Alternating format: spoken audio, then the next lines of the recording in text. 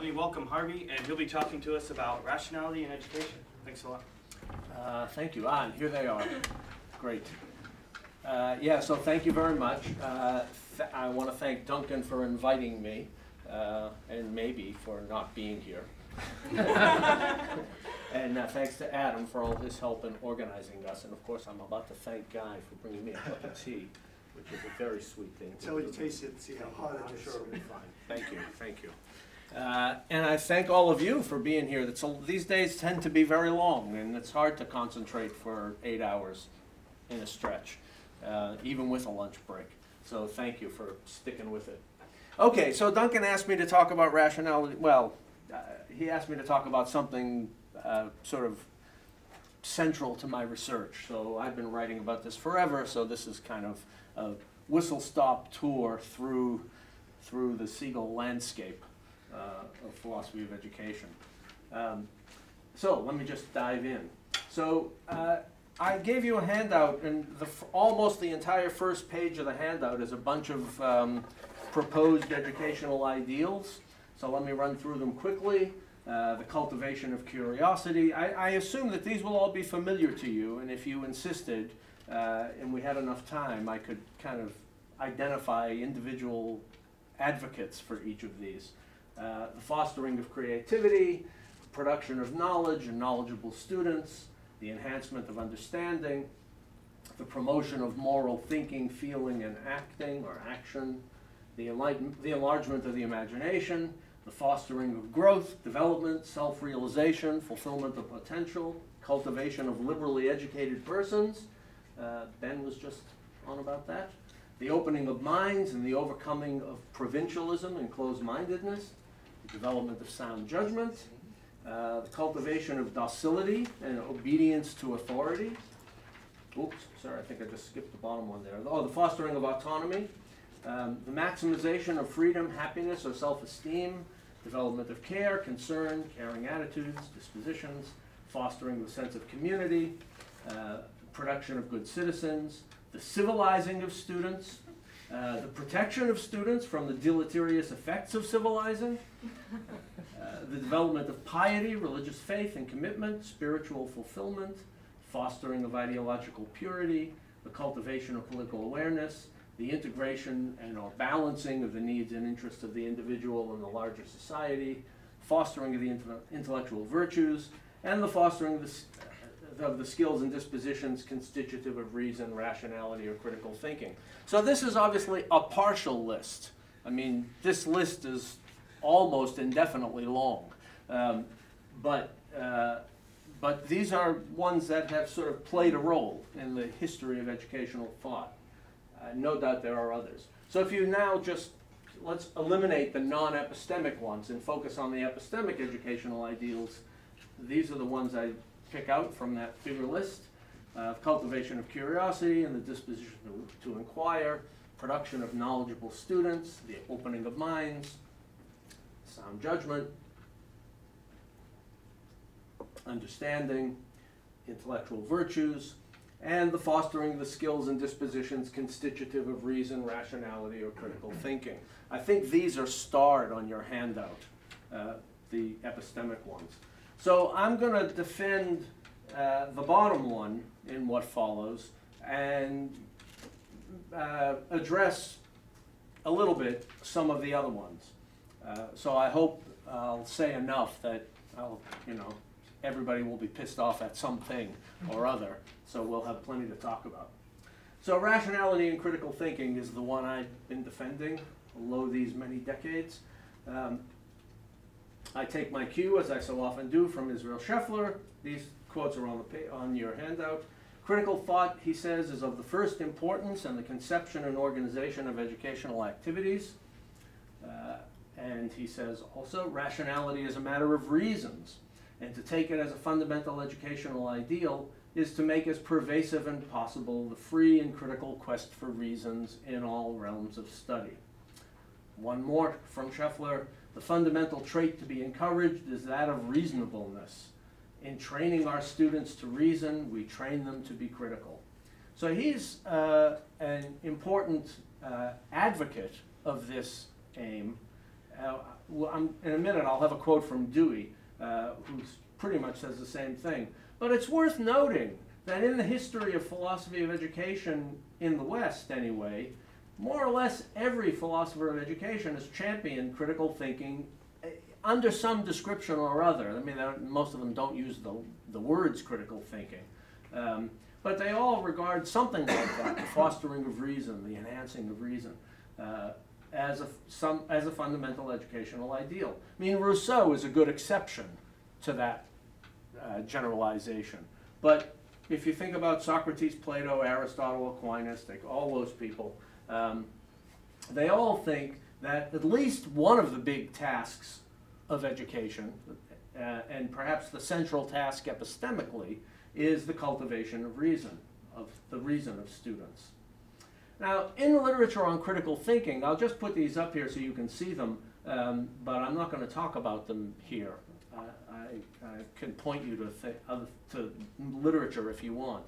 So Matt Lipman, the founder of Philosophy for Children, he wrote that he defined critical thinking as thinking that facilitates judgment because it relies on criteria, is self-correcting, and is sensitive to context. John McPeck defined it as the appropriate use of reflective skepticism within the problem area under consideration. Richard Paul, who recently died, he defined it as disciplined, self-directed thinking which exemplifies the perfections of thinking appropriate to a particular mode or domain of thinking. Robert Ennis, this is perhaps the most famous definition of the batch, reasonable reflective thinking focused on deciding what to believe or do. Sharon Balin defines it as a normative enterprise in which we apply appropriate criteria and standards to what we or others say, do, or write. And I don't really have a definition so much as a slogan. My slogan is that critical thinking, the critical thinker is one who is appropriately moved by reasons. And I'll unpack that a little bit in the next slides. So the key features of critical thinking, under my understanding of it, is that it's normative notion. It's a kind of good thinking. To say of a piece of thinking that it's critical is to compliment it. It essentially involves, this is, I think, essentially involves meeting epistemic standards or criteria. And it involves dispositions as well as abilities. And I'm going to get into that in the next slide. So this is my view, laying it out. Critical thinker is one who is appropriately moved by reasons. And I think that there are two main components that are individually necessary and jointly sufficient for the label. So the first thing is the critical thinker has to have skills or abilities. There's some dispute in the literature about whether skills is an appropriate word. So if you're a person who shies away from skill talk in education, then just delete it and talk about abilities. So on my view, to be appropriately moved by reasons is to believe, judge, and act in accordance with the evidential strength of one's reasons or evidence.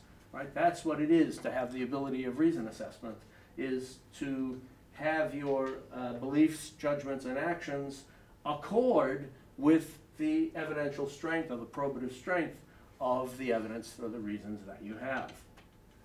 And that means you have to have a solid understanding of principles of reason assessment and the ability to utilize those principles.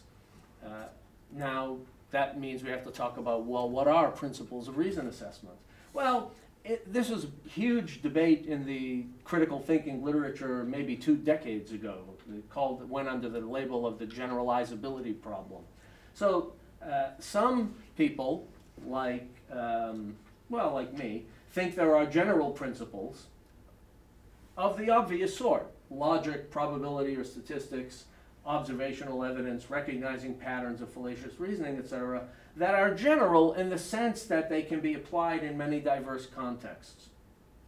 And then there are subject-specific principles of criteria. So for example, here's a couple of examples. If you're trying to establish the merit of a literary work, it's okay to appeal to aesthetic, your reaction to the work, right? the fact that you reacted in a certain way is relevant to its merit or lack of merit. But you can't appeal to that criterion in chemistry. Another example, probabilistic arguments are appropriate in quantum theory but not number theory, right? So within the broad critical thinking world, there are those who think there are no general principles. There are only subject-specific principles. So John McPeck was a big advocate of that view. Richard Peters and Paul Hurst, although they don't really fall into this literature, they also thought that. Ben was talking about this earlier. So there's a general dispute about, are they all general, are they all specific? I say they're both okay, and the critical thinker has to be okay with both of them. So there they are, they need both. One of the reasons that people like McPeck objected to the idea of general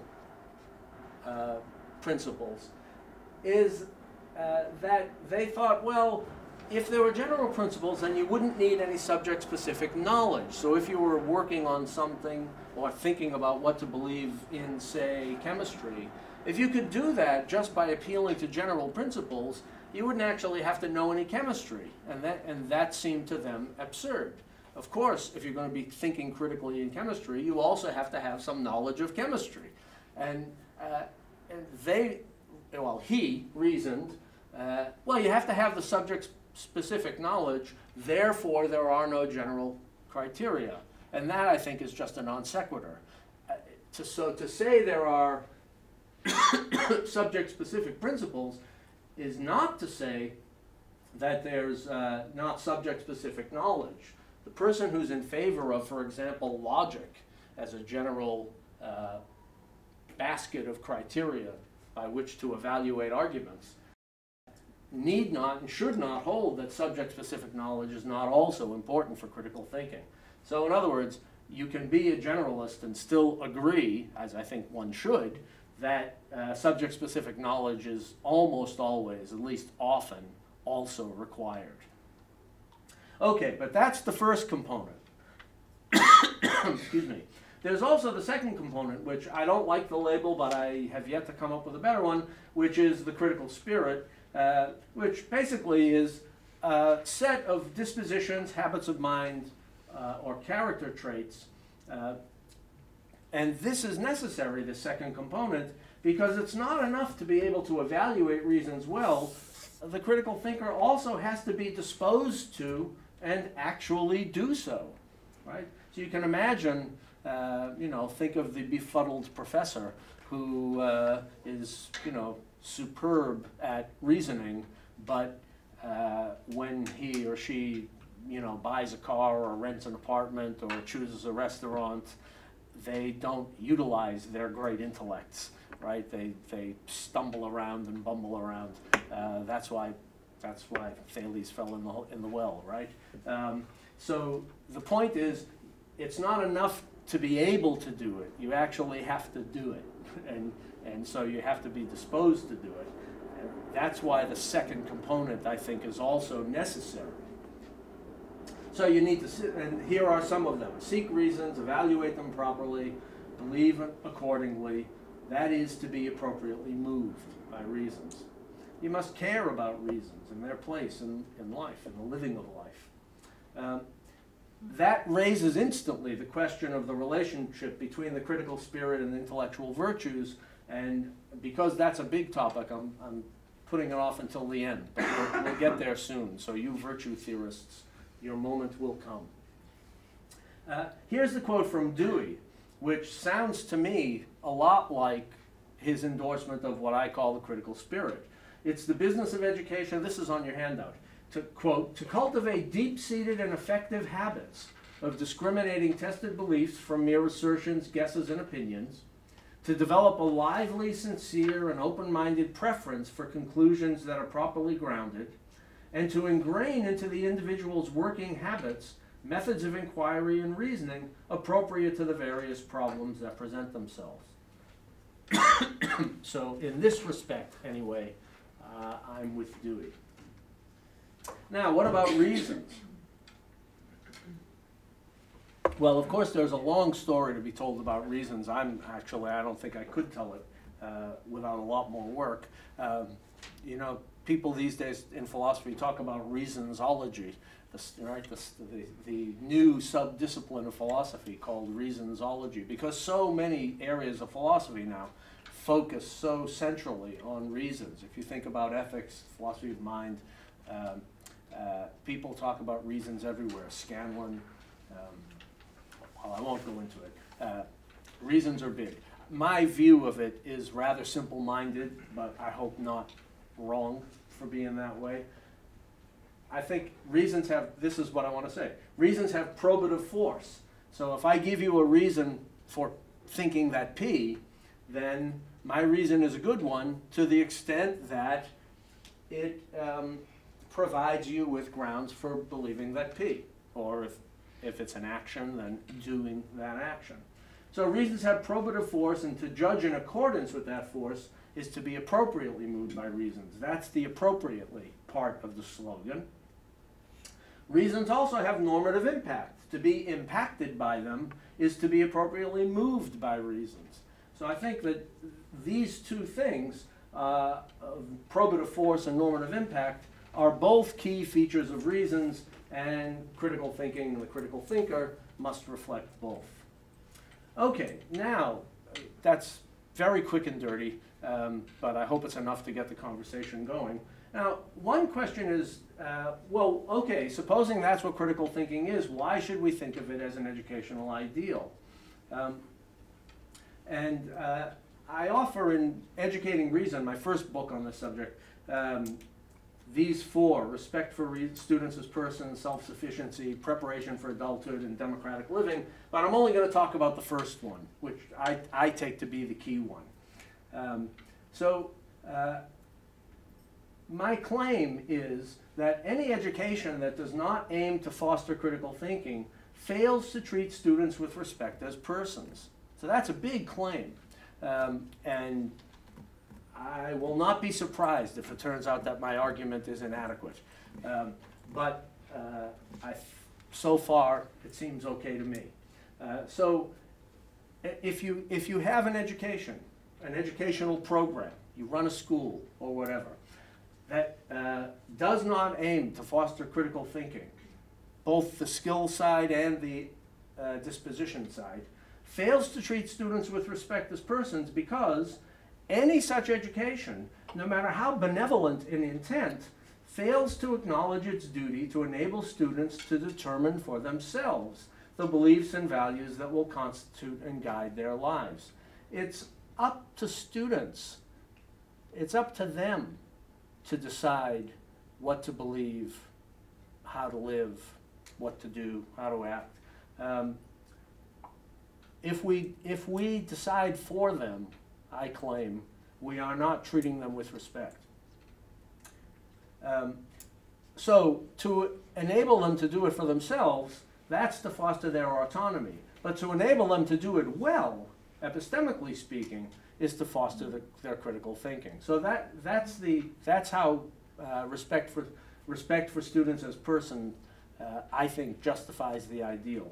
So you might ask yourself, for any of you who favor any of the other epistemic aims of education, whether or not an education aimed at that treats students with respect as persons. I mean, if Duncan were here, I would press him on that very point. Okay, you want to make them virtuous, but you're picking the virtues. You're telling them you're telling them how they should be. Isn't it up to them? Right? Imagine that you were the student in Duncan's class or Jason Baer's class. So you go to school and you learn that these are 9 important intellectual virtues or character virtues, intellectual character virtues.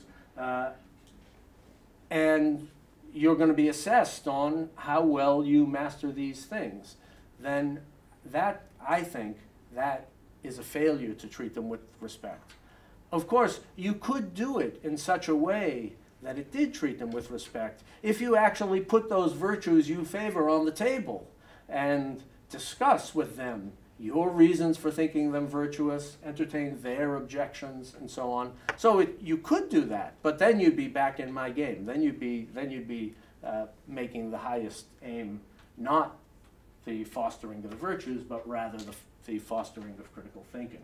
And if you compare it with other aims from the list, that big long list I had at the beginning, like the fostering of creativity, caring, sense of community, or virtue, our determining for students the value of these, however valuable they in fact are, as opposed to their determining that value for themselves, amounts to treating them as means to our ends, that is, treating them, the students, as means to our ends rather than ends in themselves.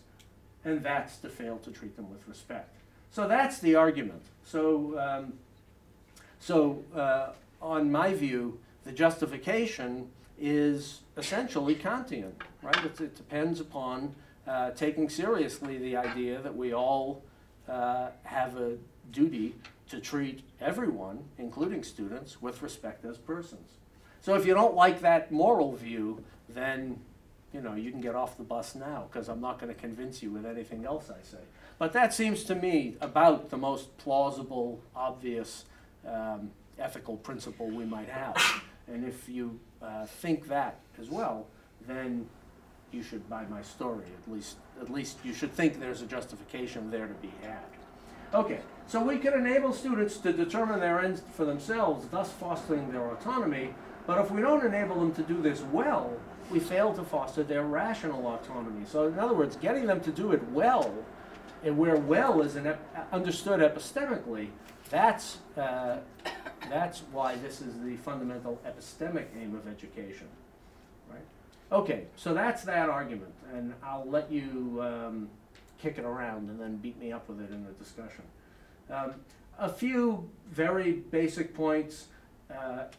If you're going to defend critical thinking, you have to be a fallibilist about ourselves and our judgments. You have to take, I think, although this is complicated and maybe I'm wrong about this, that you have to think of truth in the sort of ordinary, softly correspondent way, right? P is true if the world is as P says it is, roughly, right? So truth is independent of justification. So it's not an epistemic notion of truth.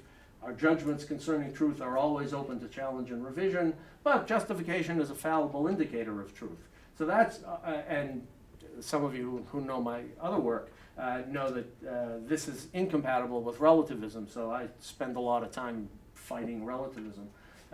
All of that, of course, needs much more defense than I can give it here, and I'm not even going to try because I want to move on. Okay, so that's that.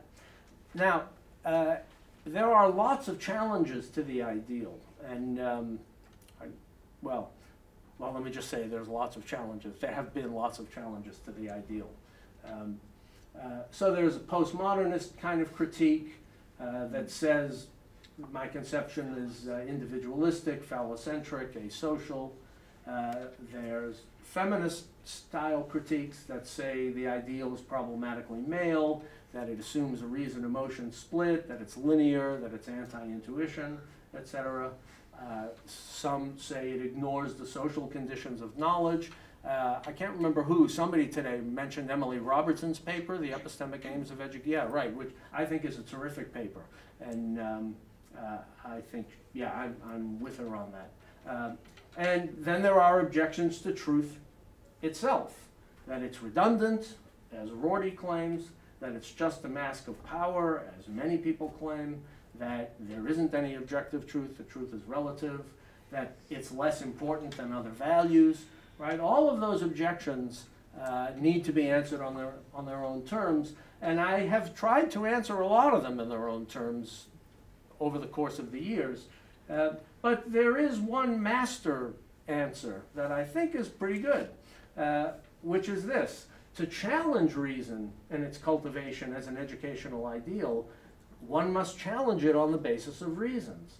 So, for example, if you think the ideal of critical thinking is no good because it assumes a problematic reason-emotion split, just to pick an example, then you must think, well, that's a reason for rejecting the ideal. right? In other words, you should reject the ideal because you have a good reason for rejecting it, namely that it ignores or doesn't take seriously enough or imposes an incorrect reason-emotion split.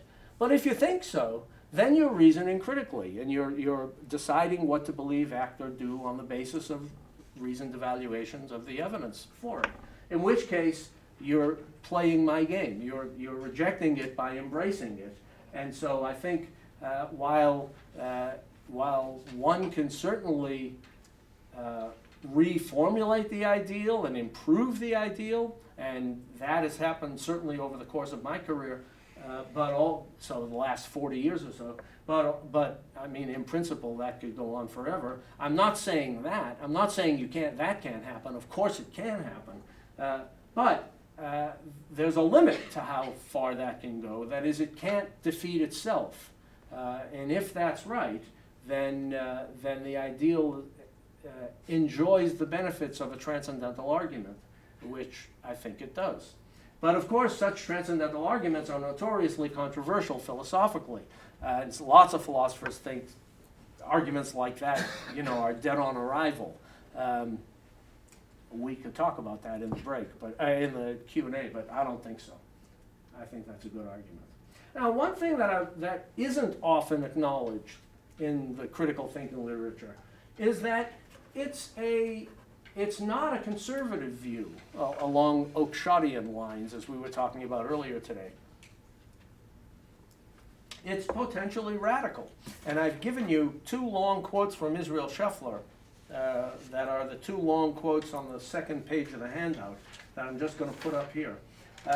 Critical thinking is potentially revolutionary in that it challenges all commonly held beliefs, policies, and social arrangements that are not based on good reasons.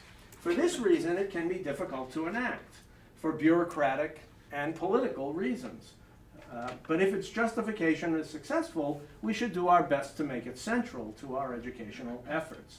So here's a long quote from Scheffler. This is the first one in your handout. The larger society that the school is said to serve at any given time cannot be taken for granted as providing an ultimate end. It must itself be judged worthwhile by reference to the rational standards and the heritage of critical values to which the school bears witness. If the fruit of knowledge is its use in life, it must be a life itself infused with respect for knowledge and critical.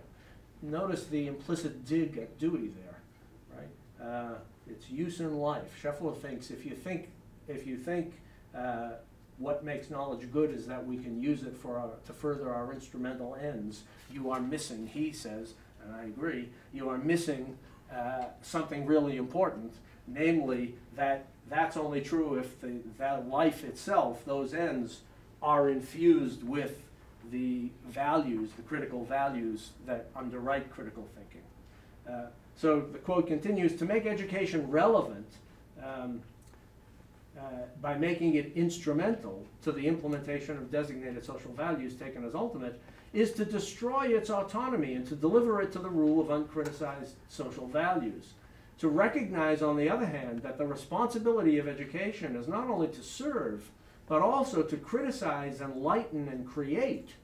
That its job is not only to provide persons with techniques, but more importantly, to provide techniques with critical, informed, humane persons. I think that's a great line. Is to realize that it has its own dignity and its own direction to follow. The it there is education. Education has its own dignity and its own direction to follow. Its primary task is not to be relevant, but to help form a society in which its ideals of free inquiry and rationality shall themselves have become chief touchstones of relevance. And now there's another long quote from Scheffler which makes the same point in another way, if you'll allow me. To teach is thus to acknowledge the reason of the pupil, that is, his demand for a judgment of reasons. This is one long quote.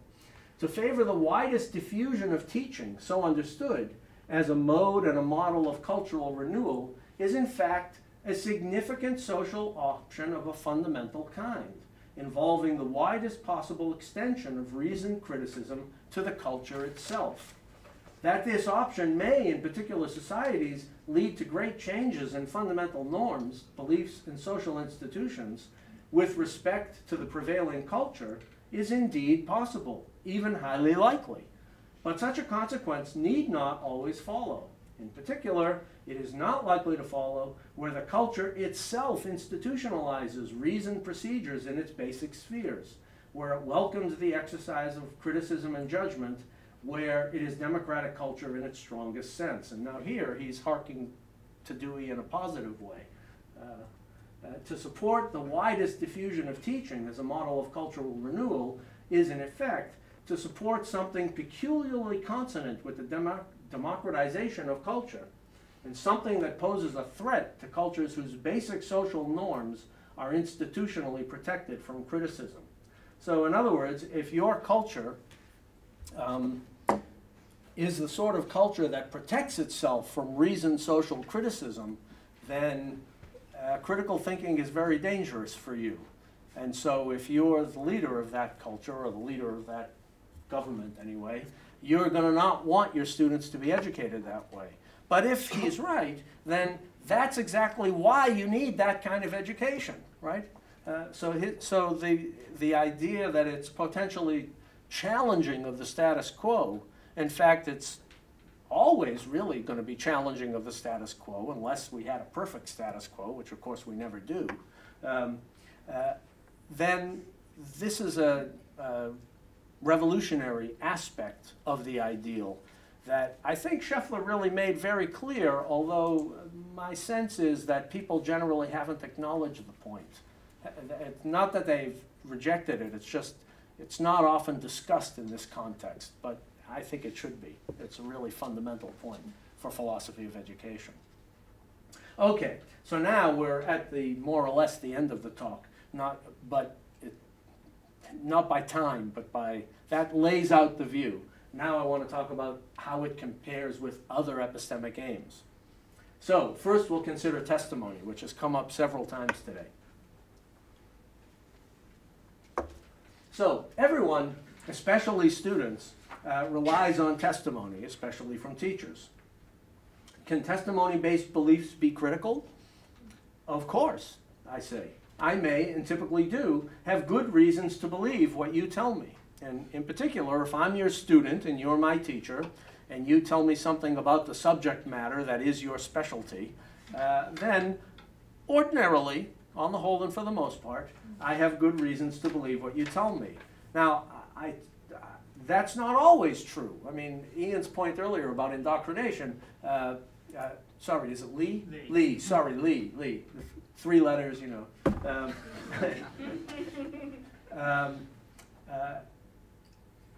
There may be situations in which you have good reasons not to believe what your teacher tells you. I'm not denying that. But often you do.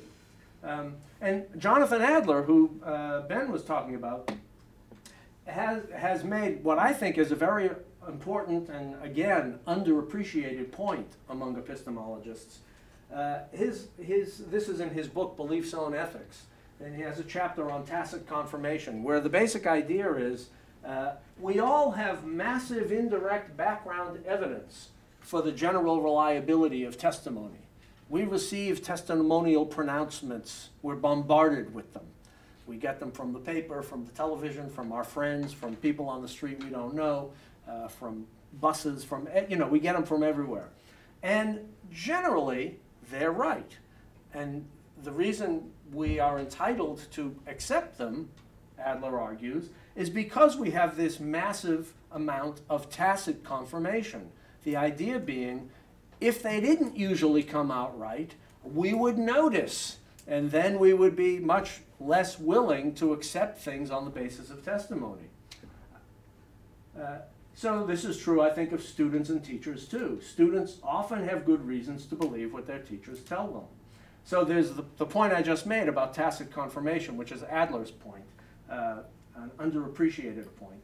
But also, teachers are in positions of authority. They possess the relevant academic credentials. They're treated as experts by colleagues, administrators, and parents. And if you think all of those things are still all testimony, which arguably they are, you have your own classroom experience. Even if on the first day of class the student has no testimony-independent reason to trust the teacher's pronouncements, as classes continue, the student sees the teacher introduce new material, hears the teacher's explanations, observes the teacher answering student questions, and speaking extemporaneously on matters arising during class discussions. All this provides the student with testimony-independent reason for trusting her teacher's testimony. Consider Duncan's Intro to Epistemology class. Don't his students, by the end of the first class, don't they have good reason to believe what he says about the conditions of knowledge, Gettier, or whatever it is he's talking about that day? It seems to me that's the typical situation. The teacher demonstrates competence, at least typically, or if you don't like that, if you think that's too strong, at least often. And when that competence is demonstrated, then the student has testimony-independent reasons for trusting what the teacher says. Right? Now, that raises the question of indoctrination because the situation is different with very young children. So, isn't this a problem for what I just said? Don't very young children need to trust teachers and parents without reasons? And I think the answer is yes, they do. And this is a point made by Goldman and Miranda Fricker, and what Fricker calls the developmental stage of testimony reception. Students need to develop their common sense view of things. This is Fricker's language. Before they're in a position to consider the trustworthiness of testimony. Does this mean we must indoctrinate students generally and into critical thinking in particular? That would be bad for my story if it did mean that. But I think it doesn't mean that. We could go that way if we wanted to, but then we'd have to distinguish acceptable from unacceptable indoctrination. And we could do that.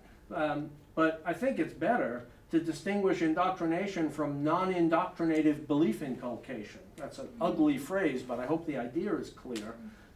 Where we inculcate beliefs in students in terms of an evidential style of belief. And that idea of style of belief is given to us, at least I first learned it from Thomas Green. Evidential style, in terms of an evidential style, which is that in which one can eventually inquire into the rational status of the belief. A non-evidential style is that in which one cannot do that. So when I teach my daughter how to count, for example, or how to add, or how to multiply, or whatever a little arithmetical thing I do, or how to read. In the discussion, I'll tell you a story about teaching my daughter how to read, which is embarrassing but also nice. So ask me if you want to hear it. It seems to me that it's undeniable that when we're talking about very young children, there is no alternative but to get them to believe things without justification or reasons. They're not yet cognitively equipped to traffic in reasons, and certainly not to evaluate them. So we have to convey that information to them. We have to get them to believe those things, and we do. It only is a problem, I claim, if we do it in such a way that they cannot later subject them to critical scrutiny. Right? But if we do it in such a way that we encourage that subjection to critical scrutiny as time and expertise allows, so that is when they're old enough and competent enough to do it, then I want to say it's not a case of indoctrination. So that's, I think, how to handle the indoctrination case, the indoctrination worry. So if we reserve indoctrination for the latter thing, the non-evidential style, I think that's an easier way to go. But I concede that you could do it the other way. You could just say, no, we have to indoctrinate. It's indoctrination when we teach them to count. It's indoctrination when we teach them to read. It's indoctrination when we teach them basic facts like Winston Churchill was a wonderful man. And then we can go on, and they can go on, and either believe those things in an evidential or a non-evidential style. I think it comes to the same thing, but it seems to me theoretically cleaner to keep indoctrination as a negative term and regard the other thing, teaching them to count, teaching them to read, as necessary but not indoctrinative, unless it's taught in such a way that they cannot later come to question it. But you all learned how to read and how to count, but you have also taken courses in semiotics and number theory, and you know you can question how you read and the signs and so on, and you can question the number, our account, our standard understanding of counting numbers, right? We philosophers are all able to do that, right? And we know that there are courses in which those very things are subject to intense critical scrutiny. In which case, it seems to me fair to say, well, we haven't been indoctrinated about that because we can subject them to critical scrutiny. Okay, so if teacher testimonial beliefs are held in an evidential style, then even though they're acquired without justifying reasons, they can be redeemed by reasons when the student is in a position to do so. They are acquired non-evidentially, but once acquired, are open to critical assessment. If so, the unavoidability of teacher testimony is compatible with the critical thinking aim. Okay, so that probably annoyed those of you who are big fans of testimony, so I look forward to your questions. Let me move on just a little bit more because I think this came up in Guy's talk this morning. So this is testimony and epistemic dependence. John Hardwig famously declared, "Rationality sometimes consists in refusing to think for oneself." I think that's right. But if the refusal is rational, it has itself to be guided by good reasons. And Cody, Tony Cody, it's C-A-J Cody, I think, who has the big book on testimony that brought testimony to the fore in recent epistemology, says, "The independent thinker is not someone who works everything out for herself, even in principle, but one who exercises a controlling intelligence over the input she receives." So we all receive testimony all the time, but we can, and some of us do, exercise a controlling intelligence over the input we receive. And if so, there's no conflict between being epistemically dependent and thinking for oneself and even thinking critically for oneself. And Emily Robertson, in the paper we talked about earlier, makes this point. She says, "This conception of epistemic independence, quote, does not require the impossible task of extricating oneself from social influences, but rather that one become capable of evaluating and criticizing particular received views, assessing the credentials of experts, and examining the potential biases of social pathways to knowledge if there is reason to do so." So in other words, to be epistemically independent is not to be free of testimonial influence or other kinds of social influence. Of course we are influenced. Rather, what is required is that we exercise that controlling intelligence over it. Now, of course, there are limits to how much we can control. Like, we can only judge from our own point of view. I buy all that. But that doesn't mean we can't subject things to critical scrutiny. Okay, so our judgments, sorry, I anticipated myself. Our judgments are not and cannot be disengaged when that is understood as freedom from the influence of language, conceptual scheme, etc. But they should be disengaged in being free from the undue influence of those dimensions of those influences that are rationally indefensible. Of course, we're always judging from where we are. We cannot judge from nowhere, in Thomas Nagel's famous expression, the view from nowhere, free from all conceptual schemes, for there is no such viewpoint available to us. But that doesn't mean we can't or shouldn't do our best to escape from those judgments and influences that we have reason to think do not deserve our allegiance. This is the continuous process of improvement of our beliefs, theories, and commitments. It does not require freedom from unavoidable influences, but rather that we strive to the extent we are able to exercise critical leverage over them. Okay, so that's testimony. Second one, understanding. one of Duncan's favorites at the moment. So a lot of people advocate the educational aim of enhancing student understanding. Kate Elgin, Emily Robertson, Scheffler, Pritchard, many others. I agree with them. That's true. It is an important aim of education. What enhanced understanding is, though, I think not entirely clear. That is, it's not clear what it is to enhance understanding or what counts as enhanced understanding. Robertson says it requires a holistic grasp of an area that involves seeing the connections among the individual elements. Scheffler, I don't have a quote, but Scheffler talked about it being if you understand something, if you can generalize from it. Pritchard talks about it in terms of cognitive agency and achievement. Think of examples. People understand or not scientific theories, historical events and trends, others' emotional states, works of art, works of music. It's not obvious to me that there is a univocal sort of understanding that could serve as a fundamental educational aim. But if there were one, it would surely involve grasping reasons, I think, right? If you understand a scientific theory, if you understand a work of art, if you understand your lover's emotional state, those all require responding appropriately to the relevant sort of evidence. So understanding, I think, is not really a rival aim, but rather a complementary aim to the aim of critical thinking.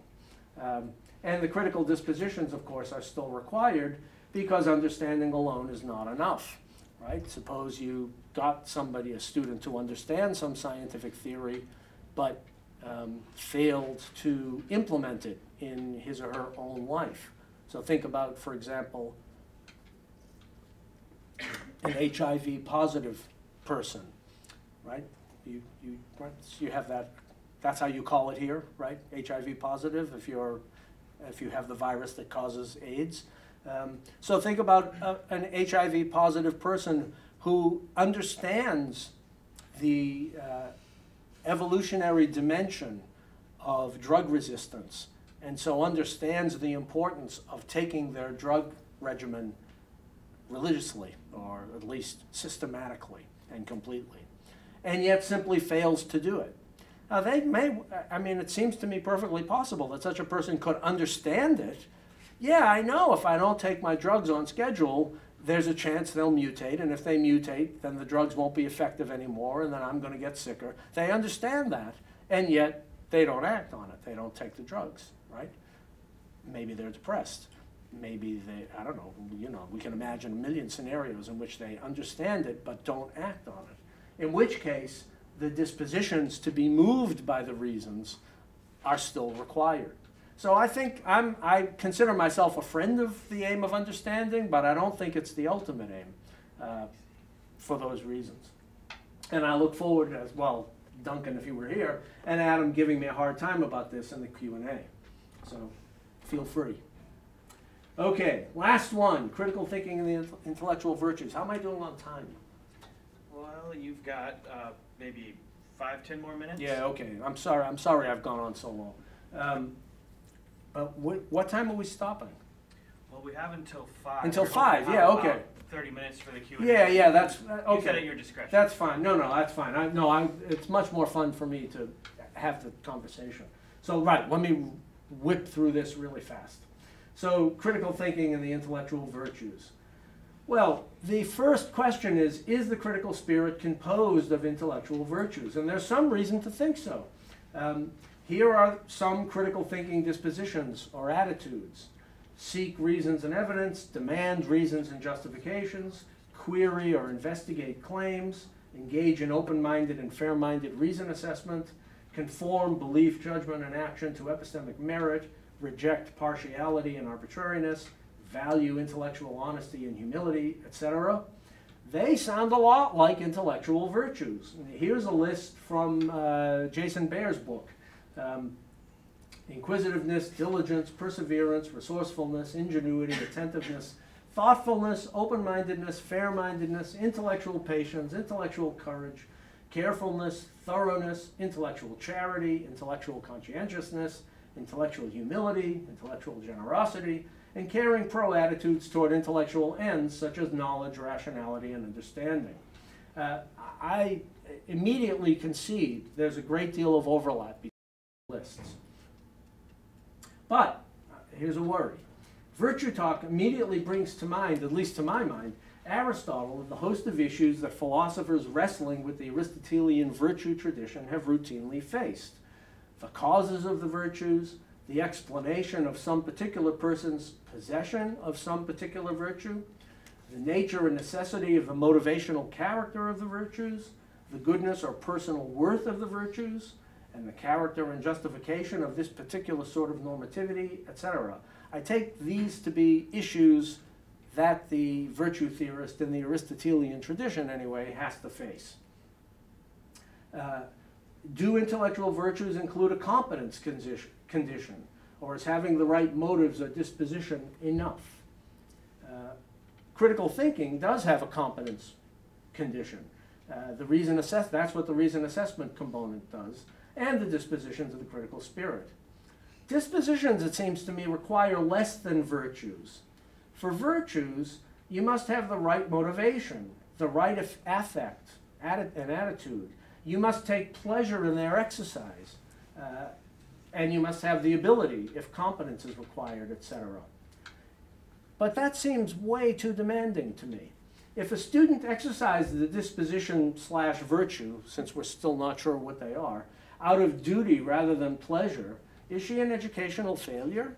That seems to me wrong. So in other words, the idea that you only have the virtue if you take pleasure in its exercise, right? I mean, suppose, I have a big fight with one of you. A guy and I come to blows later tonight because of what he said this morning, right?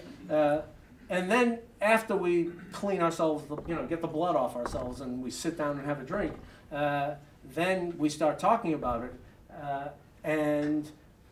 Guy makes a point that I really don't want to concede, because if I concede it, he's going to win, and I really don't want him to win. But I acknowledge my duty to concede it if it's correct, or at least if there's good reasons to concede it. So being a good critical thinker, I concede it. But I don't take any pleasure in it. I hate it, right? That seems to me the right thing to do. If that's the situation, then I have acted as if I had the virtue, but I don't have the virtue because I didn't take pleasure in its exercise. Right? See the worry here.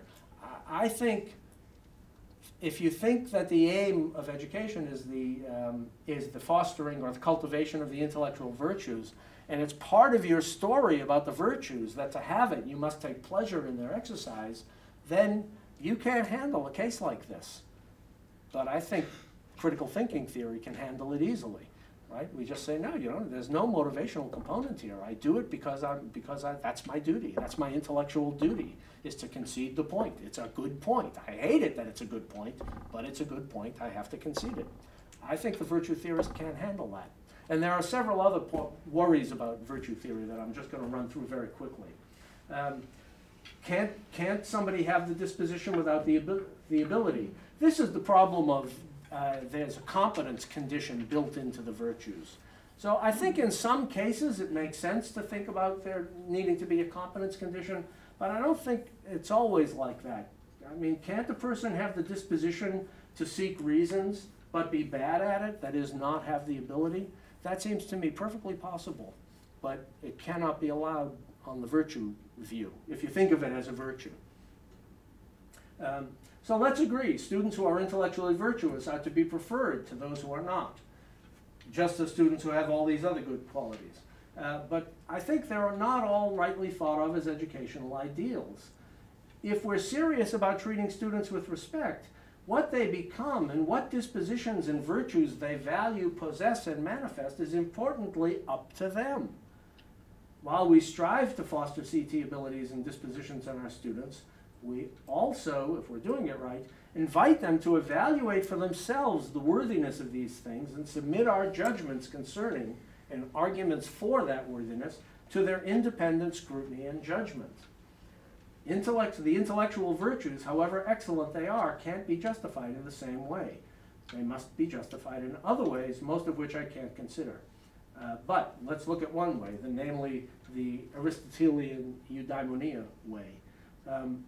I think this is more controversial and problematic than the Kantian way that I favor. It seems to me, I claim, our educational obligation is not to deliver our students to flourishing lives or happy ones, contra John White, but rather to prepare them to consider for themselves, among many other things, the virtuousness of the virtues, or the virtuousness of the alleged virtues, and their place in their own lives.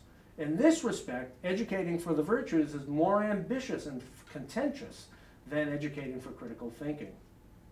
So here's Jason Bayer's view. Virtues just are character traits that make their possessor good or excellent in the relevant way. They are personal intellectual excellences. But one person's excellence is all too often another person's vice. Consider, for example, the 2012 platform of the Republican Party of Texas, which is on your handout. It's the last quote. Here it is.